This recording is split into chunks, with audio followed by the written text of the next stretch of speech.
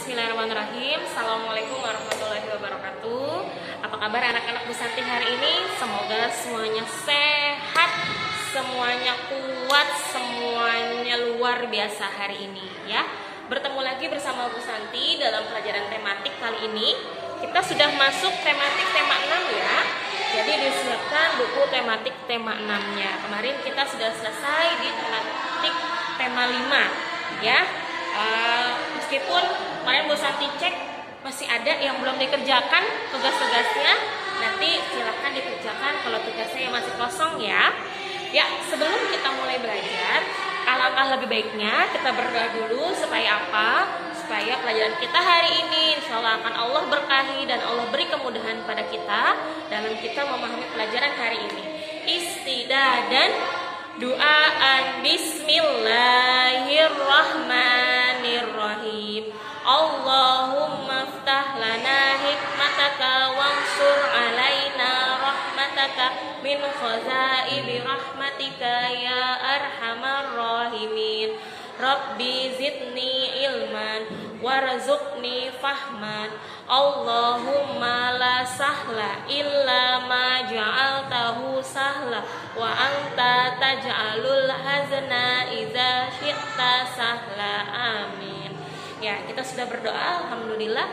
Jangan lupa, Bu Santi ingatkan kembali, jangan lupa ya, kita berwudu dulu sebelum mulai belajar. Oke, sudah siap kita mau belajar hari ini?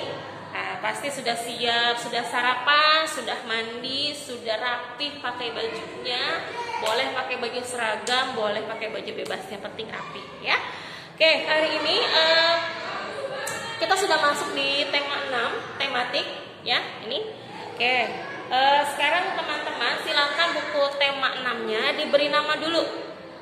Diberi nama di sini, boleh pakai pulpen, boleh pakai pensil, terserah teman-teman ya. Oke, kalau sudah kita akan mulai belajar. Di tema 6 ini kita sudah masuk ke energi dan perubahannya. Sebelumnya kita sudah pernah belajar tentang sumber energi. Nah, sekarang kita akan belajar tentang energi dan perubahannya. Ya. Sekarang silakan dibuka di buku tematiknya yang untuk halaman 3. Bu Santi akan bacakan dan Bu Santi harap teman-teman mendengarkan dan menyimak ya. Oke. Mensyukuri karunia Tuhan. Perhatikan keindahan alam pada gambar berikut ya. Lihat gambar alamnya, indah banget ya. Benda apa saja yang kamu temukan di sana? Benda-benda tersebut ciptaan Tuhan. Ada matahari, air, udara, tumbuhan dan hewan bermanfaat bagi manusia. Ciptaan Tuhan tersebut adalah contoh sumber energi. Kehidupan bisa berlangsung karena adanya energi. Kita akan mempelajari materi tentang energi bersama-sama. Sebelum belajar, marilah berdoa. Tadi sudah berdoa ya, alhamdulillah. Oke, kita berdoa kepada Tuhan agar diberi kemudahan untuk memahami dan bertambah pengetahuan. Oke, silakan dibuka halaman 5. Ya. Matahari sumber energi terbesar di bumi. Benda yang menghasilkan energi disebut sumber energi. Air dan udara adalah sumber energi. Makanan yang kita makan berasal dari hewan dan tumbuhan. Makanan menghasilkan energi bagi tubuh kita. Jadi hewan dan tumbuhan juga sumber energi. Ya, tumbuhan kita tidak akan bisa hidup menghirup udara yang bersih, oksigen, ya, dari tumbuhan. Karena tumbuhan mengeluarkan oksigen dan kita mengeluarkan karbon dioksida yang dibutuhkan oleh tumbuhan. Hewan juga sama. Kita nggak akan bisa makan daging, ya. Kita nggak akan bisa makan ayam kalau kita nggak ada hewan. Ya, jadi semuanya sangat berkaitan untuk keberlangsungan hidup manusia. Oke, sekarang dilihat lagi. Matahari menghasilkan energi berupa panas dan cahaya. Panas dan cahaya matahari merupakan sumber kehidupan.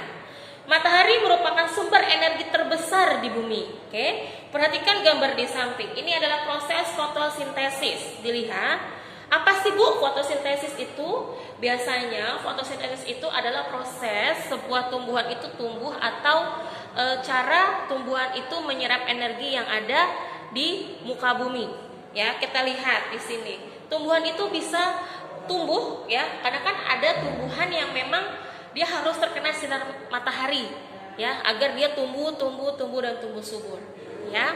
Nah, rata-rata itu semua tumbuhan mengalami fotosintesis ini sendiri. Dilihat dari gambar ini ya. Dari gambar ini bisa dilihat bahwasannya matahari merupakan sumber utama dalam fotosintesis namanya.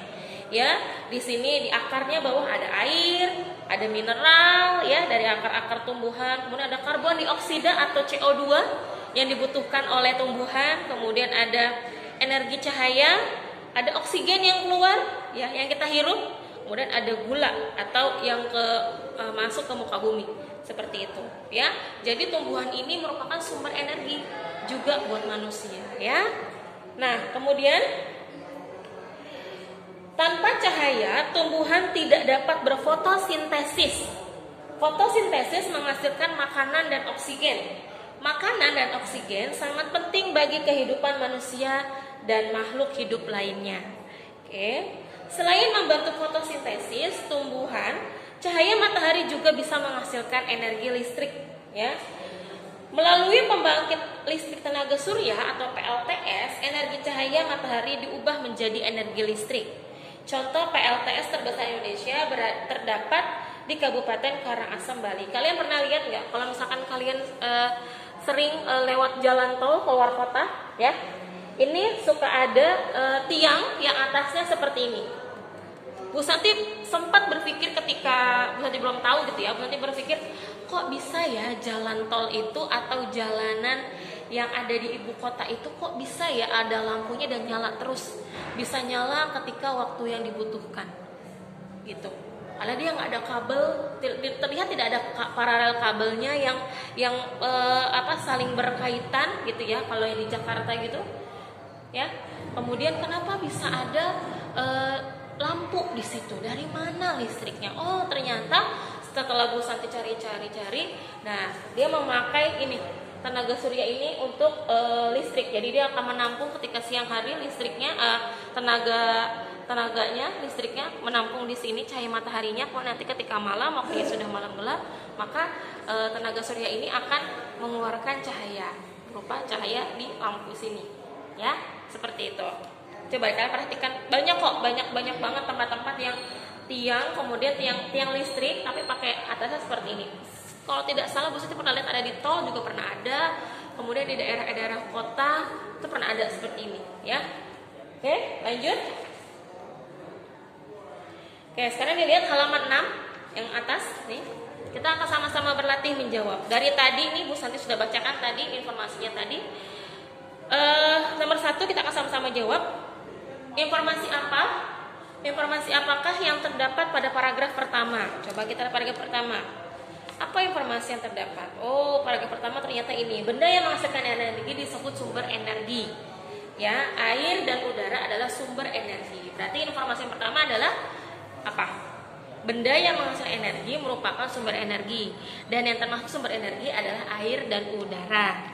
Ya, boleh nanti kalian garis bawahi ya. Kemudian terdapat pada paragraf keberapakah informasi tentang sumber energi? Terdapat paragraf nomor berapa? Nomor 1. Dan nomor 2 juga ada sih sebenarnya. Ya, tapi nomor 2 lebih kepada fotosintesis. Paragraf 1 aja. Kemudian nomor 3, sebutkan 3 manfaat energi panas matahari. Apa? Panas matahari? Sumber energi panas matahari untuk fotosintesis. Kemudian apa lagi? Tadi untuk apa? Untuk apa lagi? Fotosintesis, untuk menghasilkan energi listrik pada PLTS. Kemudian apa lagi tuh? Ya, untuk menghasilkan menghasilkan oksigen pada fotosintesis. Boleh 2 atau boleh 3, nggak apa-apa. Ya. Kemudian nomor 4, apakah yang dihasilkan dari fotosintesis? Apa? Dihasilkan adalah oksigen dan gula atau pertumbuhan pada tanaman tumbuhan. Kemudian, mengapa matahari disebut sebagai sumber energi terbesar di bumi? Karena matahari merupakan mengapa? Mengapa matahari merupakan sumber energi terbesar di muka bumi? Karena matahari apa? Ayo, ada yang tahu? Karena cahaya matahari banyak sekali dibutuhkan untuk kehidupan manusia, untuk fotosintesis atau untuk kita pekerjaan sehari-hari ya. Itu matahari untuk menerangi bumi ketika pagi hari sampai siang hari. Ya. Lanjut ya, dan bisa juga untuk kesehatan manusia. Oke, sekarang dilihat bukunya yang halaman 7. Ya. Matahari merupakan matahari merupakan energi panas. Ana ingin membuktikan bahwa matahari merupakan energi panas. Ia melakukan percobaan. Ana menyiapkan segumpal kapas dan kaca pembesar. Ana meletakkan segumpal kapas pada wadah. Ana memegang kaca pembesar di atas kapas. Ana berusaha mengumpulkan panas matahari menggunakan kaca pembesar. Kumpulan panas itu diarahkan ke kapas. Beberapa saat kemudian, kapas mengeluarkan asap dan terbakar. Kapas pada percobaan di atas tidak langsung terbakar, memerlukan waktu lama agar kapas dapat terbakar. Dalam kegiatan sehari-hari, kita juga membutuhkan waktu. Ada kegiatan yang membutuhkan waktu lebih lama, ada juga kegiatan yang membutuhkan waktu lebih singkat. Bu Santi pernah, kalau dulu Bu Santi pakainya ini tuh bukan kapas, pakainya kertas sampai bolong ya. Insyaallah kapan-kapan kalau kita ada waktu kita bisa untuk praktek ya, atau teman-teman kalau di rumah mau coba itu boleh ya. Sekarang dilihat halaman 8. Berilah tanda silang, cek gitu ya, checklist. Oke. Pada gambar kegiatan yang waktunya lebih lama. Kemudian berilah tanda silang pada gambar kegiatan yang waktunya lebih singkat. Sekarang kita lihat nomor 1. Nomor 1 yang pertama, memasak. Kira-kira butuh waktu lebih lama atau lebih singkat? Kalau memasak lebih lama, berarti checklist. Kemudian nomor 1 yang sebelahnya, itu sedang membuat teh. Kira-kira kalau kita membuat minuman, membuat teh perlu waktu lebih lama? Tidak, lebihnya lebih singkat. Oke, bisa lebih cepat ya. Kemudian kita sedang minum sambil duduk, butuh waktu lama? Tidak, membutuhkan waktu yang lebih singkat. Kemudian kita makan, waktu lama?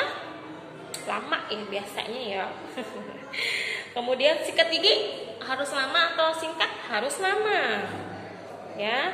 Mandi biasanya butuh waktu yang lebih lama. Kemudian mencuci pakaian membutuhkan waktu yang lebih lama. Memakai baju lebih singkat. Oke, bisa ya? Silakan isi. Nomor 5 yang ini sini. Ini belum nih, ini belum. Tidur kira-kira membutuhkan waktu yang lebih lama. Kemudian menyisir rambut. Kira-kira waktunya singkat apa lama ya? Singkat apa lama ya? Menyisir rambut. Kita kasih yang singkat aja ya. Nah, kalian kan laki-laki, lebih cepat. Oke. Lanjut. Sekarang silakan kalian buka bukunya yang halaman. Oke. Sebentar. Oke, dibuka yang halaman 13. Ya, di sini ada kita menyusun kata, lihat di sini yang ini. Ya, kita langsung ke sini saja materi yang ini. Kita akan menyusun huruf sehingga membentuk kata. Kemudian kita akan membuat kalimat dari kata tersebut. Oke, nomor 1 contohnya. TAMARIAH, ya, itu diacak kemudian menjadi matahari. Yang kedua, mubres apa? Sumber. Silakan kalian isi. Nomor A, sumber. Di kotak ininya nih. Ya, kalian jawab di kotak ininya sumber. Kemudian nomor 2, apa? Panas. Oke, langsung tulis nomor 2, panas. Yang B. Yang C, apa kira-kira? Ada yang tahu? Ya, cahaya. Oke. Yang D, apa? Negeri, pinter. Yang E, apa? Fotosintesis. Pinter ya, keren. Sekarang kita akan membuat kalimatnya. Contoh kalimatnya. Yang tadi yang pertama, matahari. Di sini sudah ada yang matahari. Matahari merupakan sumber energi yang paling besar di bumi. Oke, sekarang yang A-nya, sumber apa? Ada yang mau memberikan masukan, memberikan kalimatnya? Ya, kalau dari Bu Santi, Indonesia kaya akan sumber energi. Boleh kalian tulis yang A. Indonesia kaya akan sumber energi. Sudah? Kemudian yang B, yaitu panas. Hari ini cuaca sangat panas. Boleh ikuti Bu Santi, ditulis ya di bawahnya yang sini tulis. Oke, lanjut. Cahaya apa? Kalau dari Bu Santi, cahaya matahari begitu terik. Sudah? Cahaya matahari begitu terik, atau cahaya matahari sangat dibutuhkan untuk kehidupan manusia. Boleh. Keren. Yang D, negeri apa? Negeri Indonesia memiliki 2 iklim, yaitu iklim panas dan iklim apa? Panas dan hujan ya. Udah sampai lupa. Ya, bisa seperti itu. Atau yang E? Yang E apa? Fotosintesis. Matahari merupakan sumber utama pada proses fotosintesis. Boleh.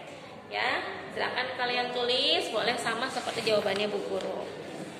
Lanjut. Dilihat halaman 14. Ya.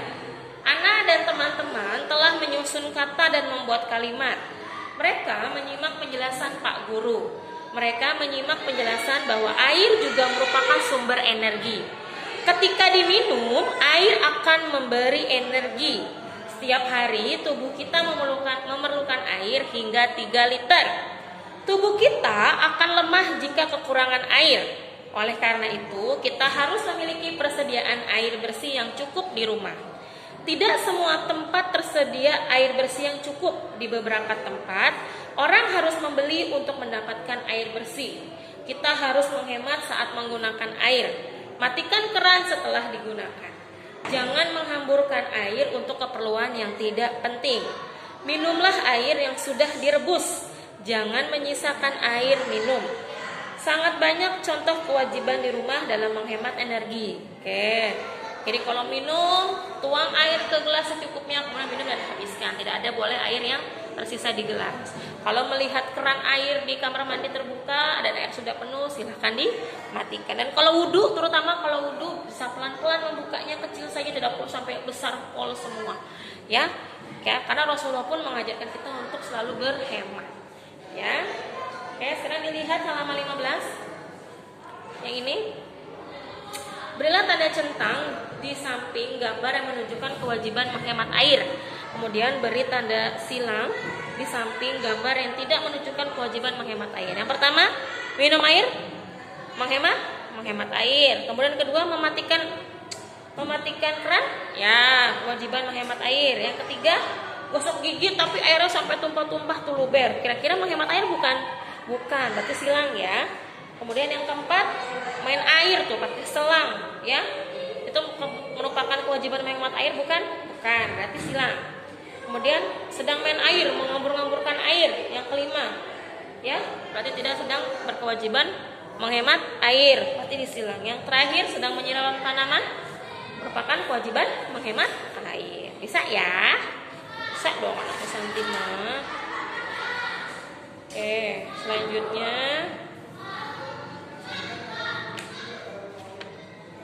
Oke, dibuka yang halaman 17. Oke. Menjaga kelestarian energi. Silakan teman-teman diperhatikan lagi bukunya. Mohon maaf kalau ada suara-suara bising ya, maklum karena memang kelas tingginya sedang belajar ya, tidak apa-apa. Oke. Menjaga kelestarian energi. Setelah melakukan kegiatan, tubuh kita lelah. Saat lelah, kita memerlukan istirahat. Istirahat berguna untuk mengembalikan kesegaran tubuh. Selain istirahat, tubuh kita juga memerlukan asupan makanan dan minuman. Makanan dan minuman membuat tubuh menjadi berenergi. Makanan merupakan sumber energi bagi tubuh. Sebagian besar makanan kita berasal dari tumbuhan. Oleh karena itu, kita harus memelihara dan melestarikan tumbuhan. Lanjut. Selain makanan, minuman juga merupakan sumber energi. Air yang kita minum harus bersih. Akan tetapi saat ini banyak sumber energi yang tercemar. Pencemaran air terjadi baik di kota maupun di desa. Pencemaran air terjadi karena sampah dan limbah yang dibuang ke air atau ke sungai biasanya. Air bukan hanya sumber energi bagi tubuh, air juga merupakan sumber energi listrik. Listrik merupakan salah satu energi yang sangat dibutuhkan manusia. Semua makhluk hidup yang hidup di bumi memerlukan energi. Kita harus menjaga kelestarian energi. Kita tidak boleh mementingkan diri sendiri. Kita harus memikirkan kepentingan bersama. Jika sumber energi habis, kehidupan di bumi akan terancam. Ya, ada beberapa cara untuk menghemat energi. Berikut ini adalah contoh cara menghemat energi. Yang pertama, merawat dan memelihara tanaman. Kedua, melakukan penghijauan. Yang ketiga, tidak membuat sampah dan limbah ke sungai, maksudnya membuang maksudnya ya. Yang keempat, menggunakan air secukupnya. Ya, seperti itu. Sekarang dilihat kembali halaman 19 yang ini. Ana dan teman-teman telah menyelesaikan tugas. Mereka akan melanjutkan pelajarannya. Mereka akan mempelajari satuan waktu. Perhatikan percakapan berikut. Anak-anak, tahukah kalian tentang satuan waktu? Tanya Pak Guru. Belum, Pak, jawab Ana dan teman-teman serempak. Kalau begitu, Pak Guru mau bertanya, siapakah yang hidup lebih lama, Pak Guru atau kalian? Nah, kata Pak Gurunya tuh, tanya Pak Guru. Pak Guru tentu lebih lama hidup daripada kami, jawab Ana dan teman-teman serempak. Dari mana kalian tahu? Tanya Pak Guru. Pak Guru lebih tua daripada kami, Pak, jawab Ana. Ana, tahukah kamu berapa usia Pak Guru? Tanya Pak Guru. 33 tahun, Pak, jawab Ana. Ana benar. Tahun merupakan petunjuk waktu, terang Pak Guru. Adakah petunjuk waktu yang lain? Siapa yang bisa menyebutkan? Tanya Pak Guru. Ana dan teman-teman terdiam, tidak ada yang dapat menyebutkan. Kemudian Pak Guru berkata, kalau begitu, marilah kita pelajari tentang petunjuk waktu atau satuan waktu. Nah, dari sini kita akan bisa belajar tentang satuan waktu yang lebih lama dan lebih singkat atau lebih sebentar. Contohnya seperti Bu Santi sama kalian. Kalian sama Bu Santi, kira-kira hidupnya lebih lama siapa? Lebih lama Bu Santi. Karena kalian lahirnya di bawah Bu Santi setelah beberapa tahun dari Bu Santi. Sama seperti orang tua kalian, ya. Adik dan kakak juga sama. Sekarang dilihat